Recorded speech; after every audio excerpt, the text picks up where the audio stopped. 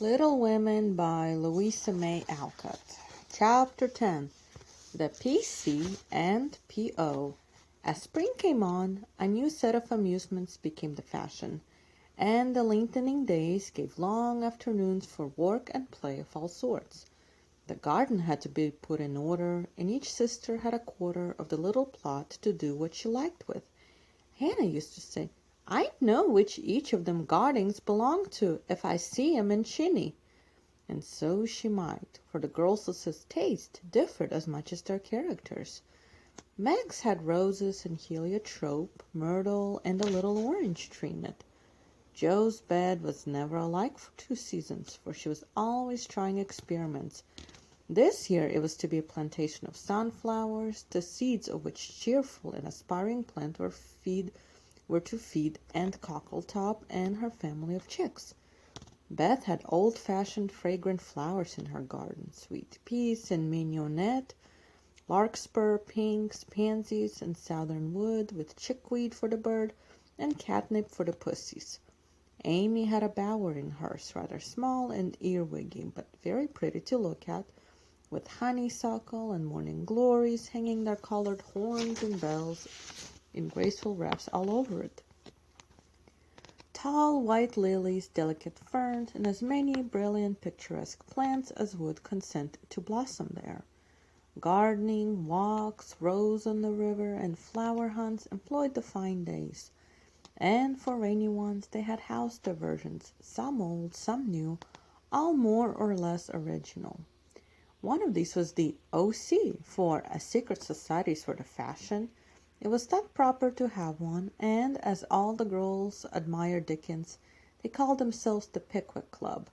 With a few interruptions, they had kept this up for a year, and met every Saturday evening in the big garret, on which occasion the ceremonies were as follows.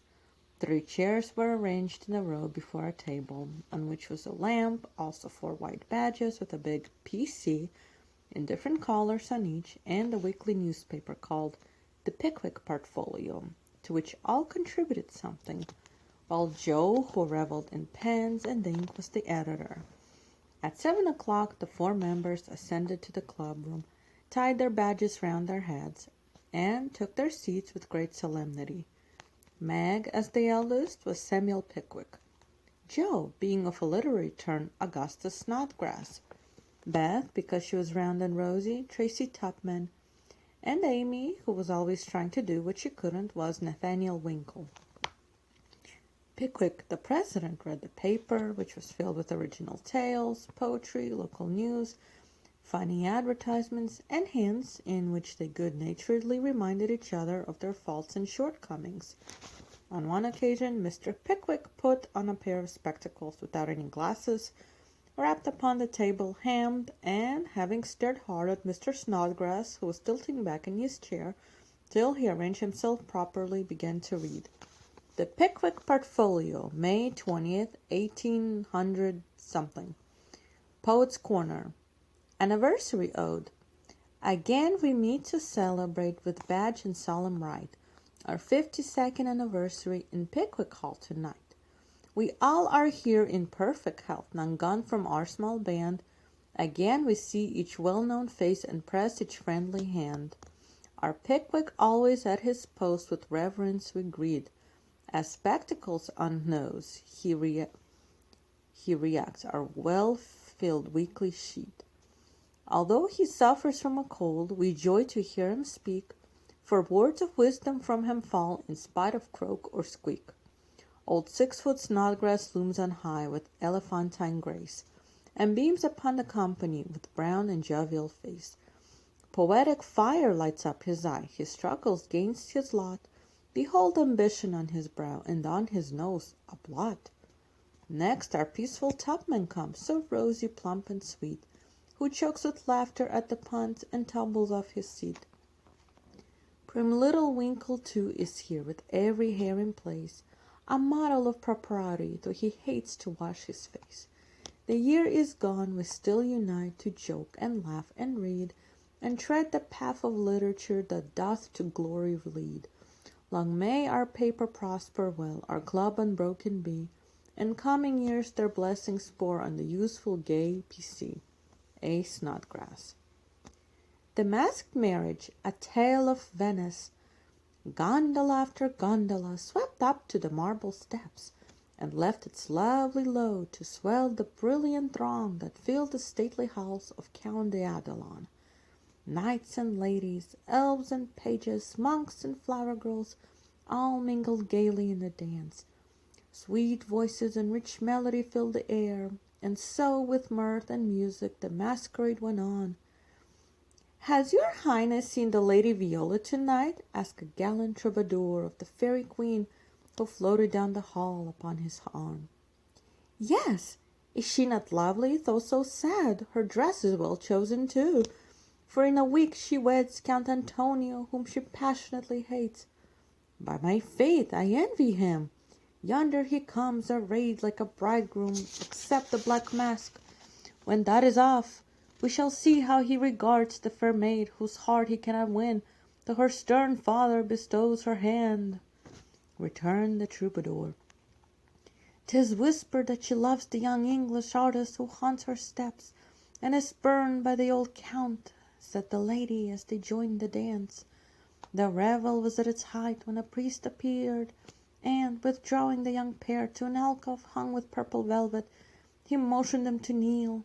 Instant silence fell upon the gay throng, and not a sound but the dash of fountains or the rustle of orange groves, sleeping in the moonlight, broke the hush as Count d'Adelon spoke thus: "My lords and ladies, pardon the ruse by which I have gathered you here to witness the marriage of my daughter. Father, we wait your services."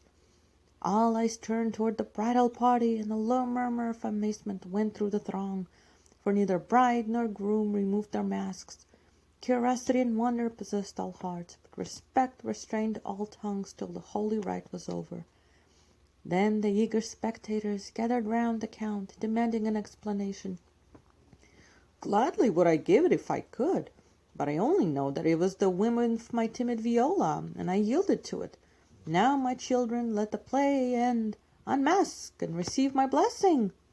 But neither bent the knee, for the young bridegroom replied, in a tone that startled all listeners as the mask fell, disclosing the noble face of Ferdinand Devereux, the artist's lover, and leaning on the breast where now flashed the star of an English earl was the lovely Viola, radiant with joy and beauty. "My lord, you scornfully back me claim your daughter, when I could boast as high a name and vast a fortune as the Count Antonio. I can do more, for even your ambitious soul cannot refuse the Earl of Devereux and De Vere, when he gives his ancient name and boundless wealth in return for the beloved hand of this fair lady, now my wife." The Count looked like one changed to stone, and turning to the bewildered crowd, Ferdinand added with a gay smile of triumph, "To you, my gallant friends, I can only wish that your wooing may prosper as mine has done, and that you may all win as fair a bride as I have by this masked marriage. S. Pickwick." Why is the PC like the Tower of Babel? It is full of unruly members. The history of squash. Once upon a time, a farmer planted a little seed in his garden, and after a while it sprouted and became a vine and bore many squashes. One day in October, when they were ripe, he picked one and took it to the market. A grocerman bought it and put it in his shop. That same morning, a little girl in a brown hat and blue dress with a round face and snub nose went and bought it for her mother. She lugged it home, cut it up, and boiled it in a big pot, mashed some of it with salt and butter for dinner, and to the rest she added a pint of milk, 2 eggs, 4 spoons of sugar, nutmeg, and some crackers, put it in a deep dish, and baked it till it was brown and nice, and next day it was eaten by a family named March. T. Tubman. "Mr. Pickwick, sir, I address you upon the subject of the sinner, is a man named Winkle, who makes trouble in his club by laughing, and sometimes won't write his piece in this fine paper. I hope you will pardon his badness, and let him send a French fable, because he can't write out of his head, as it has so many lessons to do, and no brains in the future. I will try to take time by the fetlock and prepare some work which will all be comme il faut. That means, all right, I'm in haste, as it is nearly school time. Yours respectably, N. Winkle. The above is a manly and handsome acknowledgment of past misdemeanors. If our young friend studied punctuation, it would be well.